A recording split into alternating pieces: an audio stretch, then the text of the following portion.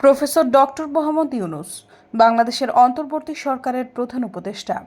এর বাইরে বিশ্বব্যাপী তার পরিচয় হলো শান্তিতে নোবেল জয়ী বাংলাদেশের কৃতী সন্তান। বাংলাদেশে জন্ম নেওয়া একমাত্র গ্লোবাল সেলিব্রিটি হলেন অর্থনীতিবিদ প্রফেসর ডক্টর মোহাম্মদ ইউনূস। বহুমাত্রিক প্রতিভার অধিকারী ৮৪ বছর বয়সেও তারুণ্যে ভরপুর মানুষটির সবচেয়ে বড় বৈশিষ্ট্য হল তিনি যা গবেষণা করেন তা মাঠে বাস্তবায়ন করেন। বিশ্বের একমাত্র শিক্ষাবিদ যিনি তার চিন্তার ব্যবহারিক প্রয়োগ ঘটিয়ে সফল হয়েছেন।